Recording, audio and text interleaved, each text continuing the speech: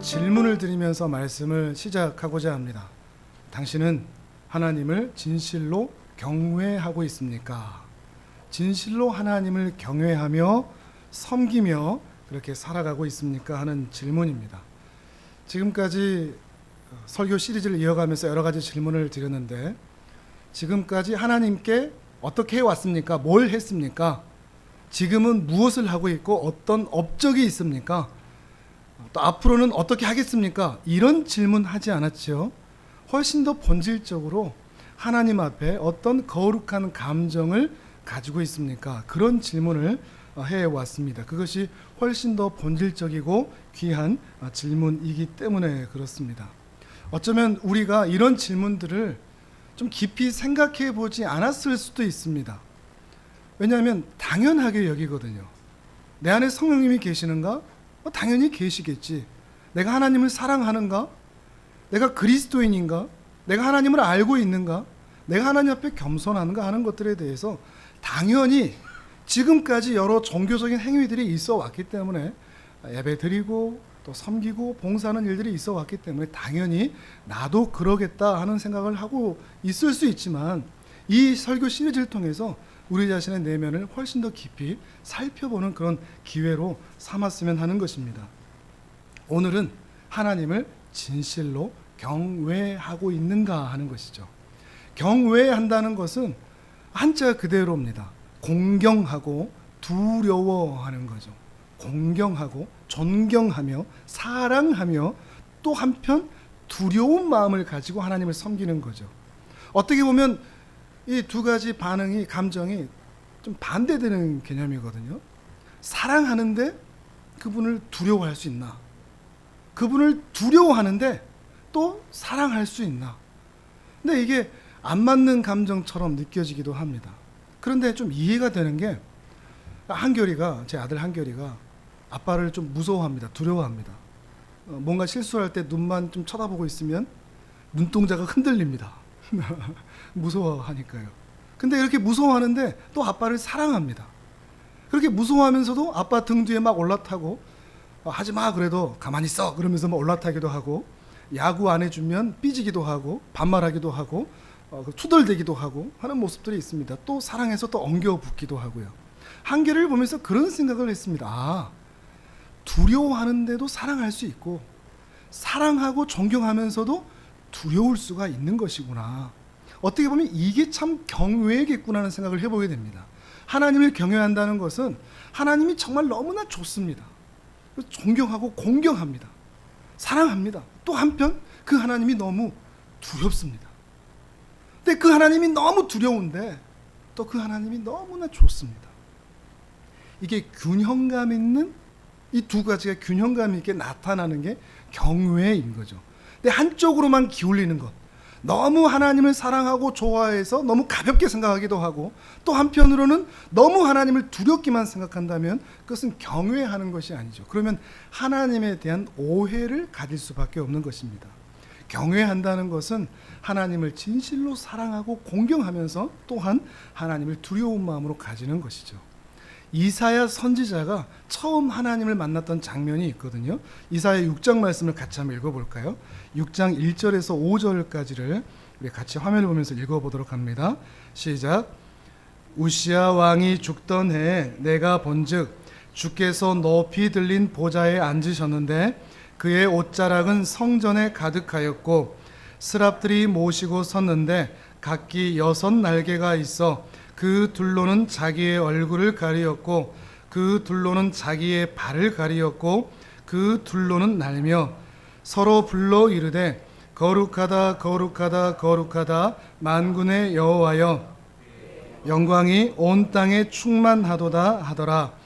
이같이 화답하는 자의 소리로 말미암아 문 지방의 터가 요동하며 성전의 연기가 충만한지라. 그때 내가 말하되 화로다 나여 망하게 되었도다. 나는 입술이 부정한 사람이요 나는 입술이 부정한 백성 중에 거주하면서 만군의 여호와이신 왕을 배웠음이로다 하였더라. 아멘. 이사야 선지자가 높이 들린 보좌에 앉아 계신 우리가 지난주에 함께 말씀드리면서 지극히 존귀하신, 사람이 바라볼 수가 없는 가장 높은 곳에 계시는 그 하나님을 말하고 있죠. 근데 그 앞에 있는 천사마저도, 그 천사마저도 하나님을 바라보지를 못합니다. 천사마저도 말이죠. 날개가 6이 있는데 둘로는 얼굴을 가리고 둘로는 발을 가리고 나머지 둘로 날고 있는 정도입니다. 천사마저도 하나님 앞에 설 수가 없는데 이사야 선지자가 어떤 생각이 들겠습니까? 이 이사야 선지자가 하나님 앞에 서자마자, 그 하나님 보자마자 와, 나 이제 죽었다, 이 생각이 앞서는 거죠. 이 생각은 누가 가르쳐 준 게 아닙니다. 하나님 만나면, 하나님 보면 이렇게 말해야 돼 라고 누가 가르쳐 준 게 아닙니다. 사람은 누구나 하나님을 대하면 이 말이 나올 수밖에 없는 겁니다. 아, 화로다 나여, 내가 부정한 입술을 가진 내가 하나님을 만났으니 이제 내가 죽을 수밖에 없겠구나. 인간이 가질 수밖에 없는 거룩한 감정이라는 것이죠. 경외함입니다. 경외한 마음을 하나님 앞에서 이사야 선지자가 갖게 되는 것이죠. 신자가 하나님을 대한다 그러면 하나님 앞에서 우리는 하나님을 경외하는 두려운 감정이 생길 수밖에 없다는 것입니다. 여러분 어떻습니까? 여러분은 하나님을 직접 배운다면 어떻게 할 것 같습니까? 그 감정에 대해서 여러분 생각해 보신 적이 있습니까? 내가 하나님 앞에 있다. 어떻게 보면 우리가 육신으로는 그 하나님을 이 자리에서 볼 수는 없지만 우리의 영으로는 우리가 천상에서 하나님 앞에서 예배 드리듯이 드리는 것이 이 시간의 예배이거든요. 우리 마음 안에 그렇게 지극히 존귀하신 하나님 앞에 있는 그 경외하는 마음으로 하나님 앞에 예배 드리는 것이 마땅하고 당연하다는 것이죠. 그런데 우리 자신을 보면 어떻죠? 오늘날 참 많은 그리스도인들 안에 이 하나님을 경외하는 거룩한 감정, 이 경외하는 마음이 아예 사라져 있는 것 같습니다. 희미해져 있습니다. 하나님 앞에서 예배를 드린다? 그 감정이나 생각을 하지를 못합니다. 하나님에 대한 이런 진실한 경외함이 없으니 하나님 앞에 예배 드리는 것마저도 때로 경박하다, 이런 표현을 써서 죄송합니다만 천박하다, 경솔하다는 느낌이 들 때가 우리에게도 있는 것입니다. 또 어떤 사람들은 하나님을 경외한다는 것을 오해해서 너무 두렵고 공포심을 가지고 예배할 때도 있다는 것이죠. 균형감을 잊어버린 채 말이죠. 예를 들면 우리가 달란트 비유를 아시죠? 우리가 마태복음 공부하면 우리가 또 보게 될 텐데 25장에 있죠. 달란트 비유를 보면 그 중에 1달란트 받은 사람, 5달란트, 2달란트, 1달란트 받은 사람이 있는데 이 중에 1달란트 받은 사람이 하나님을 그렇게 두렵게만 생각하는 사람을 예로 보여주는 것입니다. 우리 화면을 보면서 25장 24절 25절 말씀을 같이 한번 읽어볼까요? 마태복음 시작.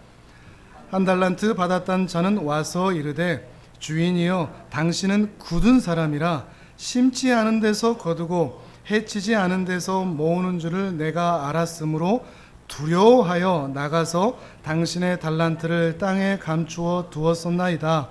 보소서 당신의 것을 가지셨나이다. 아멘. 5달란트 받은 사람과 2달란트 받은 사람은 하나님이 어떤 분인지 알아서 그 하나님을 위해서, 그 주인을 위해서 충성을 했습니다. 어떻게 하면 이 주인의 것을 더 많이 남길 수 있을까 하는 마음을 가졌죠. 근데 이 1달란트 가진 사람은 재능이 없어서가 아닙니다. 사업 수완이 없어서가 아닙니다. 은행에 맡기면 좀 더 나을 것이다 이런 걸 몰라서도 아닙니다.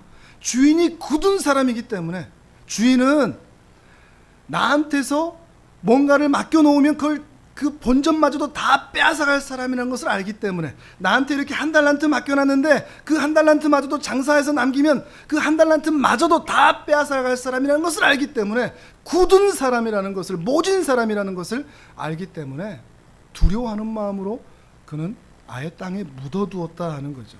주인에 대한 분명한 오해인 것이죠. 두려움만 가지고 있을 뿐입니다. 그리고 그가 가진 모든 것을 그는 빼앗기게 되고 바깥 어두운 데서 슬피 운다라고 이 비유를 얘기하는 것이죠. 때로 우리도 하나님에 대해서 오해를 할 때가 있습니다. 특히 언제가 그러죠? 죄를 지을 때. 특별히 우리는 두려워할 때가 있습니다. 내가 죄를 지은 그 순간, 내가 죄를 짓는 그 순간에 하나님이 두렵습니다. 그래서 내 구원에 문제가 생기는 게 아닌가, 하나님께서 나에게 벌을 주시는 게 아닌가, 이런 생각이 들 때가 있습니다.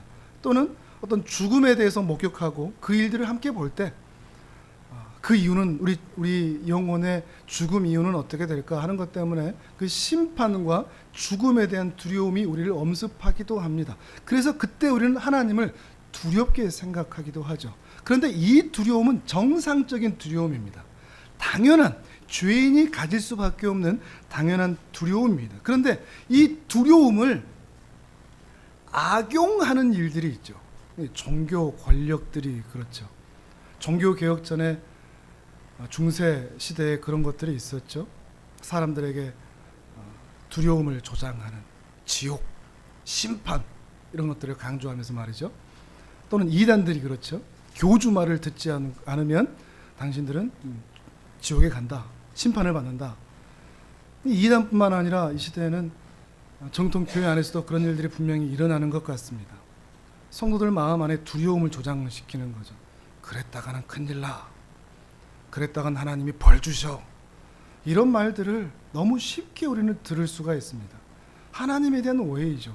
그렇게 두려움을 조장해서 종교적인 행위를 잘하도록 또는 교회에 충성하도록 만들기 위해서 그렇게 만드는 일들이 있다는 것입니다.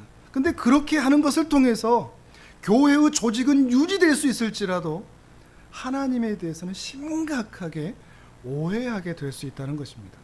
하나님을 악질 사장처럼 만드는 거죠. 그 한 달란트 주인이 생각했던 그 굳은 사람을 생각하듯이 말입니다. 또 반대로 하나님과 하나님의 말씀과 하나님의 교회를 너무 가볍게 여기는 경우도 있습니다. 아나니아와 삽비라가 대표적이라 할 수 있습니다. 사도행전 말씀도 같이 한번 읽어보겠습니다. 5장 3절 4절 시작. 베드로가 이르되 아나니아야, 어찌하여 사탄이 내 마음에 가득하여 내가 성령을 속이고 땅값 얼마를 감추었느냐. 땅이 그대로 있을 때에는 내 땅이 아니며 내 마음대로 할 수가 없더냐.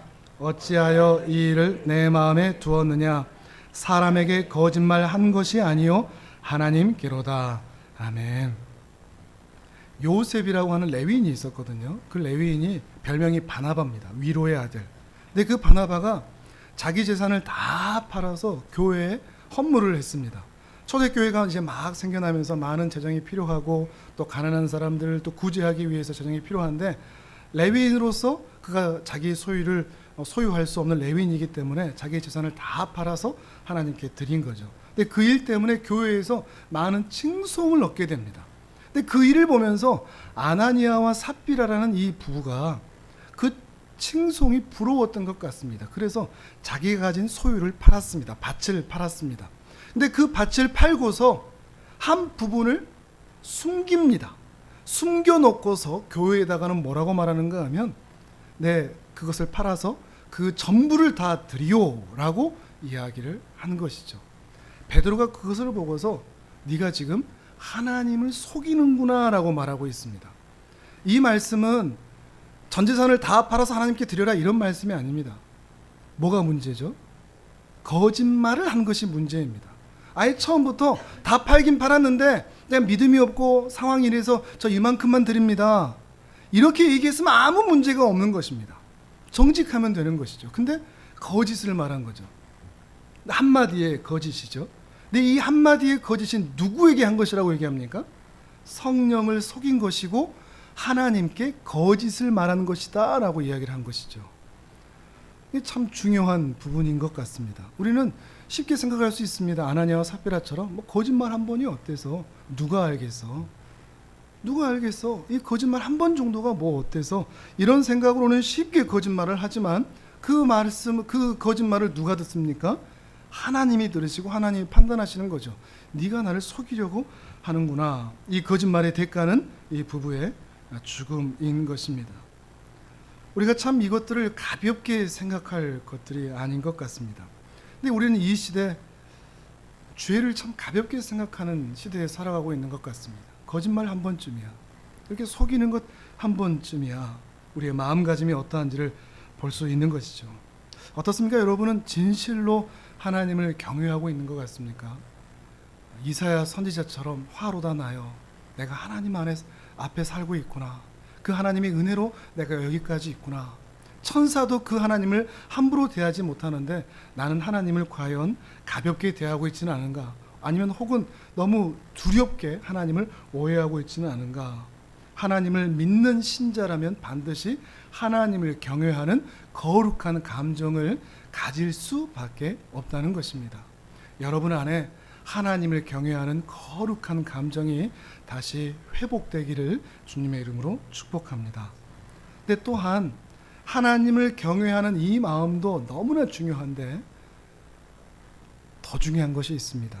그것은 이 하나님을 경외하는 마음이 우리의 일상에도 연결이 되어야 한다는 것입니다. 하나님을 경외하는 그 마음이 우리 일상생활에 영향을 끼쳐야만 한다는 겁니다. 우리가 함께 기도했던 대로 때로 신앙 따로 삶 따로가 될 수도 있기 때문에 그렇습니다. 신앙 따로 삶 따로 하나님께 예배는 드리고 하나님의 말씀대로 살겠다고 하나님을 사랑한다고 찬양도 하고 예배도 드리고 기도도 하지만 실제 삶에서는 전혀 그렇게 살지 못한 채 또 내가 그렇게 살지 못하는 것을 내가 의식하지도 못한 채 살아갈 때가 우리가 얼마나 많느냐 하는 것입니다. 하나씩 하나씩 살펴볼까요?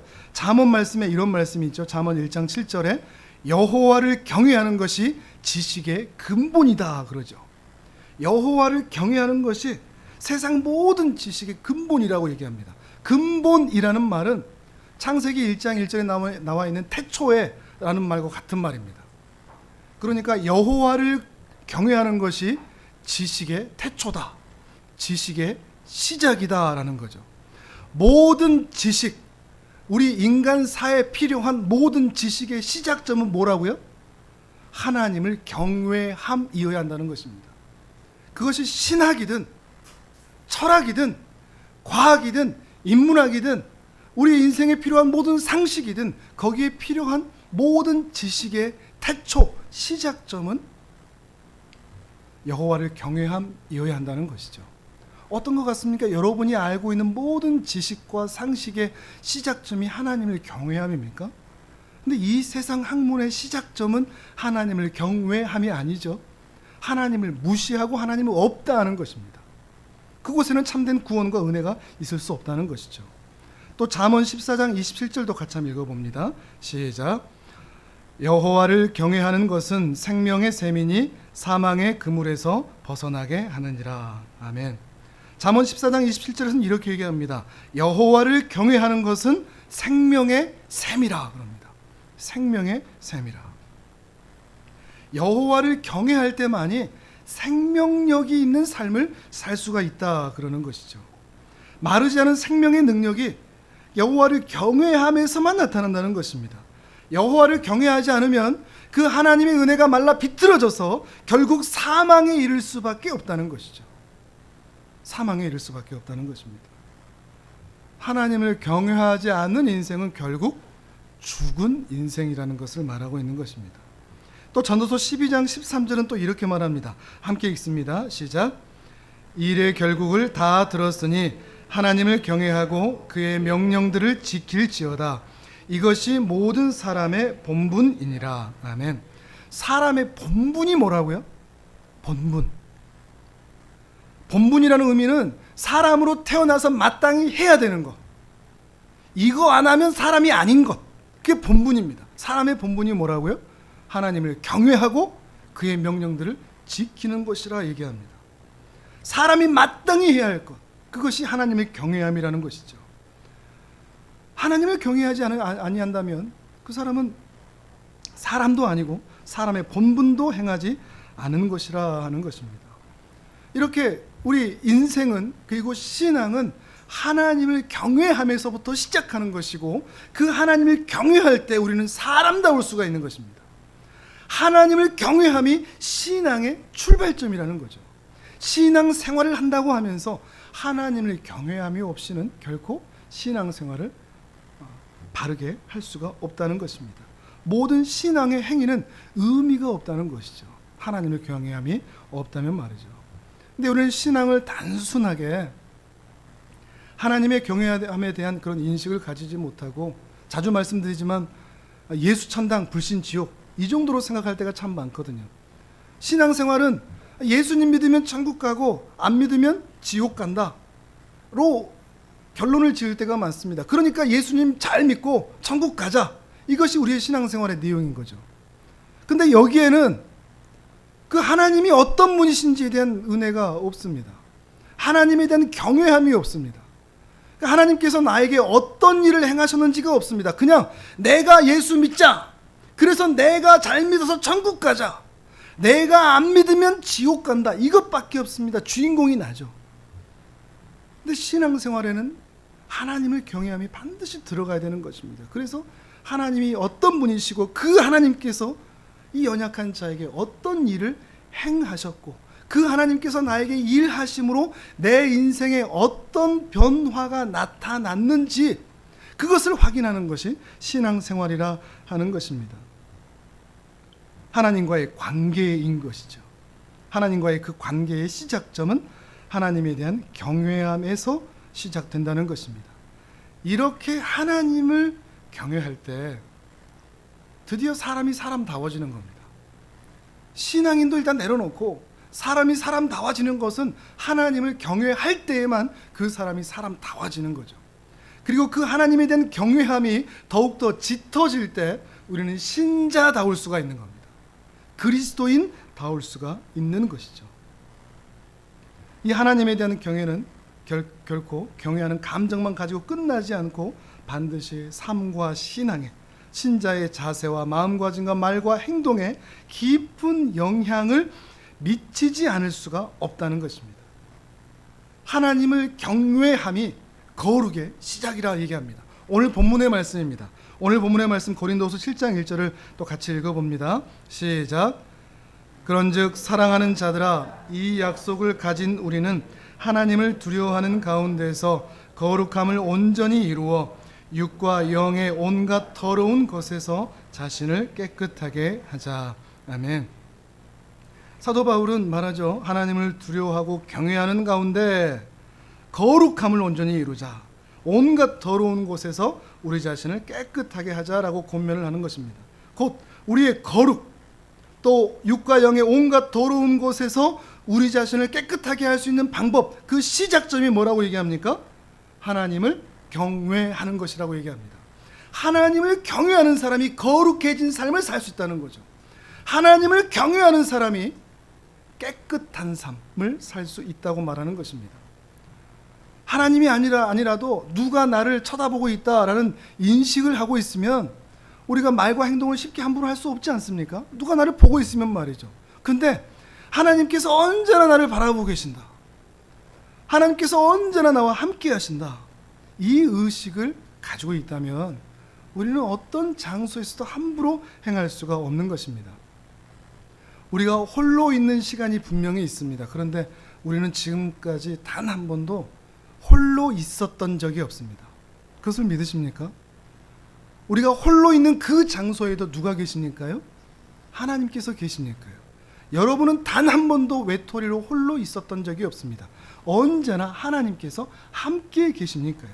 그 하나님을 의식하는 마음, 그 하나님을 조심하는 마음, 그 마음이 신자에 있어서는 삶에서의 거룩으로 나타난다 하는 것입니다. 또한 하나님을 경외함이 인생의 중요한 원리가 됩니다. 베드로전서 1장 17절을 같이 한번 읽어보도록 합니다. 1장 17절 시작.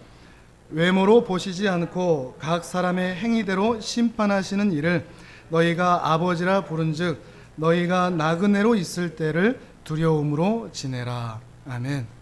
너희가 나그네로 있을 때를 두려움으로 지내라 그러죠. 우리 인생에 언젠가 반드시 겨울이 온다는 것이죠. 그 말은 우리 인생에 언젠가 반드시 죽음이 온다는 것이고 그때 심판이 있을 것이라는 거죠. 우리 삶에 대한 반드시 결산하고 셈하는 날이 반드시 온다는 것입니다. 그러니 그때가 올 것을 생각한다면 그것을 두려움을 가지고 오늘을 살라는 것이죠. 그 두려움을 가지고 함부로 행하며 살 수 없다는 것을 말하는 것입니다. 심판에 대한 공포심을 조장하고자 하는 것이 결코 아닙니다. 우리 인생에 대한 셈을 할 날이 반드시 있다는 것을 생각하는 것이 잠언에서는 지혜라고 이야기를 하고 있는 것입니다. 인생의 주인에 대한 하나님에 대한 그 두려운 마음, 그것이 신자에게 있을 때 신자는 거룩한 삶을 살 수 있다는 것입니다. 또한 하나님을 경외함이 우리 가정과 교회 생활에 중요한 원리가 됩니다. 에베소서 말씀도 같이 한번 읽어보도록 합니다. 에베소서 5장 19절에서 21절까지를 또 화면을 보면서 같이 읽습니다. 시작. 시와 찬송과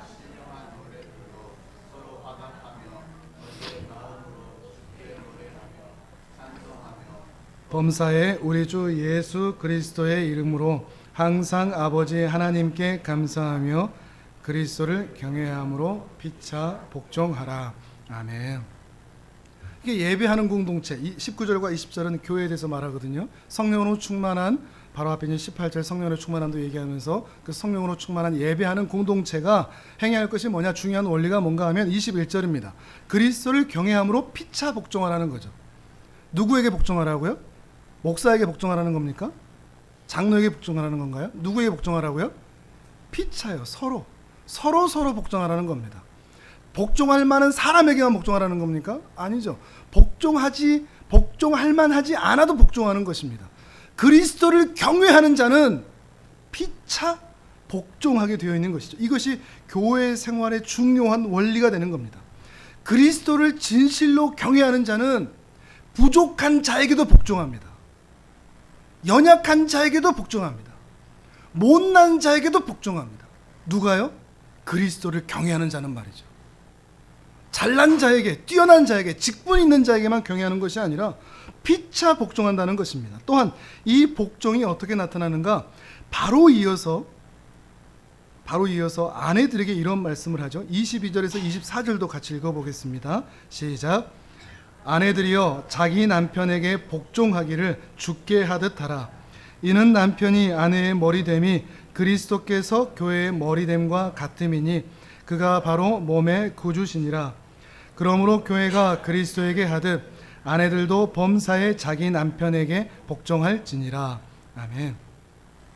아내가 남편에게 복종하는 게 쉽습니까? 쉽지 않을 것 같습니다. 저를 봐도 그렇죠. 제가 하는 모습을 봐도 아내가 저한테 그렇게 해주고 싶지 않을 것 같습니다. 그렇지 않습니까? 아내들 그렇지 않습니까? 남편이 남편으로 보이는 게 아니라 때로는 첫째 아들이나 또는 막내 아들처럼 느껴질 때도 있지 않습니까? 그런데 이 말씀대로 한다는 것이 참 쉽지 않습니다. 상식적이지 않은 것처럼 느껴질 때도 있습니다. 그런데 그리스도를 경외하는 아내는 그리스도를 바라보기 때문에 남편을 복종합니다. 남편이 복종할 만해서 복종하는 게 아닙니다. 사랑할 만해서 하는 게 아닙니다. 그리스도를 경외하기 때문에, 그리스도를 경외하는 마음으로 교회가 그리스도에게 어떻게 해야 하는 것을 분명히 알기 때문에 그리스도를 경외하는 마음으로 아내들은 남편을 복종하는 것이죠. 그럼 남편들은 어떨까요? 남편에게도 하는 말씀이 있습니다. 25절을 또 같이 읽어봅니다. 시작. 남편들아 아내 사랑하기를 그리스도께서 교회를 사랑하시고 그 교회를 위하여 자신을 주심같이 하라. 아멘. 남편들에게는 아내를 사랑하라 하십니다. 사랑할 만하지 않을 때가 있습니다. 그런데 사랑하라고 얘기하죠. 어느 정도로요? 놀랍습니다. 그리스도께서 그 죄인인 교회, 신자들을 살리기 위해서 이 땅에 내려와 낮아져 자기를 희생하고 죽인 만큼 사랑하라고 얘기합니다. 어떻게 이렇게까지 사랑할 수 있습니까? 사랑스럽지 않을 때가 많은데 말이죠. 그런데 말씀합니다. 그리스도를 경외하는 남편은 아내가 사랑스럽지 않을 때에도 사랑하는 것입니다. 가정생활의 중요한 원리죠. 그리스도를 경외하는 남편과 아내가 있을 때 그 가정은 서로 사랑하며 서로 복종할 수가 있는 것입니다. 근데 문제가 뭐냐? 이 원리가 분명히 있음에도 불구하고 가정의 원리는 어떻게 되어 있습니까? 우리가 분명히 하나님을 예배하고 경외합니다. 우리의 신앙은 그것을 분명히 가지고 있습니다. 그런데 말씀드렸듯이 우리 실제 가정에서는 이 원리가 적용되지 않는다는 것입니다. 근데 우리가 그걸 모릅니다. 사랑스러워야 사랑하고 존경할 만해야 존경한다고 말하는 것이죠. 실제 우리가 그렇지 않습니까? 우리가 정말로 이 원리가 이어져 있는가 하는 것을 깊이 생각해 보면 실제로 우리가 신앙은 우리가 그렇게 갖고 있지만 삶의 현장에서는 이 원리대로 행하지 못하고 있다는 것입니다. 부부만의 문제가 아니죠. 부모와 자녀 간의 문제도 마찬가지고 상전과 종의 관계도 마찬가지고 나라와 위정자의 관계도 마찬가지라고 에베소서는 이어서 말하고 있습니다. 그리스도를 경외하는 자가 살아야 할 인생과 삶에 대해서 말이죠. 그런데 가정생활을 할 때에도 또 교회생활을 할 때에도 이 배우자든 부모든 자녀든 형제든 그리스도를 경외함이 없는 가족 구성원과 같이 살 때 힘들 수밖에 없습니다. 맞지 않을 수밖에 없는 것이죠. 그리스도를 경외함, 하나님을 경외함이 어떤 것 같습니까? 우리의 삶에 가장 중요한 원리와 원칙이 되어 있습니까? 우리는 정말로 그렇게 살아가고 있는가 하는 것입니다. 우리 가정의 원칙이 되어 있습니까? 남편들은 어떻습니까? 그렇게 경외함으로 아내를 사랑하고 있나요? 아내들은 또 어떻습니까? 부모는 또 어떻습니까? 자녀는 또 어떻습니까? 교회 안의 직분자들은 또 어떨까요? 우리가 깊이 생각해 보아야 하겠습니다. 나는 혹시 신앙 따로 삶 따로는 아닐까? 난 당연히 신앙대로 살고 있다고 착각하고 오해하고 있지는 않을까 하는 것들입니다. 반드시 신앙과 삶의 일치를 위해서 우리 자신을 더욱 깊이 살펴야 한다는 것입니다. 예를 들어서 어린아이들이나 청소년들은 이성 교제를 하거나 또 결혼에 대해 생각을 할 때 기준은 딱 하나입니다. 잘생긴 겁니다. 예쁜 거. 잘생겨야 착한 겁니다. 잘생겨야 성격이 좋은 거고 이뻐야 착한 아이인 거죠. 근데 이제 청년이 되면 하나가 더 붙습니다. 뭐가 붙죠? 돈, 재력이 붙죠. 교회를 다녀도 마찬가지입니다. 교회를 다니는데도 우리 청년들을 만나보면 그리고 그 청년들을 둔 부모, 직분자의 자녀고 또 목회자의 자녀라고 할지라도 그 기준이 하나님께서 기뻐하시는 거룩한 기준이 아니라 세상의 기준에 따라가는 것입니다. 그런데 우리는 모르는 거죠. 내가 그렇게 타락해 있다는 것을, 그 기준에 맞춰져 있지 않다는 것을 우리 자신이 모르는 경우가 너무나 많다는 것입니다. 실제 내 삶의 현장에서도 하나님 나라의 중요한 원리와 원칙이 적용되고 그렇게 살려고 애를 쓰는가 하는 것이죠. 근데 많은 사람들은 그럽니다. 이렇게 하나님을 경외함에 대해서 얘기를 할 때 이 시대는 그렇게 못 산다고 그럽니다. 이런 시대에 어떻게 그렇게 사냐고. 결혼을 해도 돈이 있어야 되고 직장도 번듯해야 되고 얼굴도 괜찮아야 되고 다들 그렇게 얘기합니다. 하나님 말씀은 그렇지만 제 생각에는요 이게 더 맞는 것 같아요. 하나님 성경에 그렇게 돼 있어요. 그건 그렇게 써 있을지 모르는데 제 생각은 이런 것 같아요. 자기 생각이 앞서는 경우가 많은 것이죠. 선택을 합니다. 순종할 수 있는 게 있고 순종하기 싫은 것들이 있는 거죠. 근데 이렇게 산다면 우리의 삶이 과연 신자의 삶인가? 바리새인들의 삶과 똑같거든요. 바리새인들은 우리보다 훨씬 더 종교적인 행위들을 잘했습니다. 겉으로 볼 때 정말 의로웠습니다. 말씀, 기도, 헌금, 섬김, 봉사 모든 것이 거의 완벽에 가까웠습니다. 그런데 겉만 그랬습니다. 속은요? 속은 아니었습니다. 하나님께서는 그들을 향해서, 바리새인들을 향해서 돈을 사랑하는 자들이다. 겉으로는 예배 잘 드리거든요. 겉으로는 하나님 사랑한다고 얘기하거든요. 근데 그들을 향해서 하나님의 평가는 저들은 돈을 사랑하는 자라고 분명히 말하는 것입니다. 세상을 쫓아가는 자들이다. 저들은 외식하는 자들이다. 분명히 말씀하시는 거거든요. 혹 우리도 교회를 다니고 있고 예배 드리고 있지만 혹시 우리도 바리새인처럼 주님께서 다시 오셔서 우리를 평가한다면 너희도 돈 사랑하는 자구나 라고 평가하지 않으실까요? 너희도 외식하고 있구나 라고 말하지 않을까요? 바리새인과 똑같이 우리도 항변할 수 있거든요. 주님 저 예배 드렸는데요. 찬양도 했는데요. 근데 바리새인도 그렇다는 거죠. 바리새인의 서기관의 정말 중요한 문제, 그것은 그 안에 하나님을 경외하는 마음이 없었다 하는 것입니다. 이 부분이 가장 중요한 부분이죠. 신앙 따로 삶 따로의 삶이 되는 것은 하나님을 경외하는 마음이 없기 때문이라는 것입니다. 그리고 그 하나님을 경외하는 마음이 진실로 있다면 우리가 하나님을 진실로 경외하고 우리 삶의 현장에서도 그렇게 살아갈 수 있게 된다는 것입니다. 우리 안에 깊은 도전이 되었으면 좋겠습니다. 하나님을 경외하는 마음이 예배당에서만이 아니라 집에서도 밑바탕에 깔려 있으면 좋겠습니다. 남편으로서, 아내로서, 부모로서, 자녀로서 또는 일터에서 살아가는 이웃 동료들에게 행하는 것들이 하나님을 경외하는 마음이 밑바탕에 깔려 있어서 그 깔려 있는 기본되는 경외함을 가지고 말하고 행동하고 몸짓을 하고 하는 것들이죠. 우리 안에 그것이 기본이 되어 있기를 바라는 것입니다. 그러니 우리가 자녀에게 신앙교육을 하거나 성도에게 신앙교육을 할 때 정말 중요한 것은 이렇게 해라 저렇게 해라 하는 것들이 아닌 것 같습니다. 하나님을 경외해야 되는 것에 대해서 알려주는 것이죠. 우리는 가르칠 때 이거 해 저거 해 이렇게 하면 안 돼 저렇게 하면 안 돼 이것들을 말할 때가 참 많거든요. 근데 그 가운데 그런 말들을 하더라도 하나님을 경외하는 마음, 하나님이 정말로 계셔, 언젠가 그 하나님이 다시 오셔, 우리 사람에게는 끝이 있어, 근데 그 하나님을 경외하고 사랑하는 것이 우리의 본분이야, 그분이 우리 아버지셔 라는 것들을 알려주는 것이죠. 하나님을 경외함에 대해서 알려주는 신앙교육, 그것이 우리에게도 필요한 것입니다. 그것을 알려줄 때 좀 못해도 괜찮습니다. 좀 잘하지 못해도 괜찮습니다. 하나님을 경외함이 훨씬 더 중요하니까요. 아무리 잘해도 그 마음에 하나님을 경외함이 없다면 아무 쓸모가 없기 때문에 그렇습니다. 하나님을 경외함이 없는 신앙교육은 마치 호랑이를 아이들한테 알려줄 때 책에서 알려주는 거하고 똑같습니다. 책 보여주면서 이게 호랑이야 이게 사자야 어흥 무섭지 이렇게 하면 아이들이 무서워하겠습니까?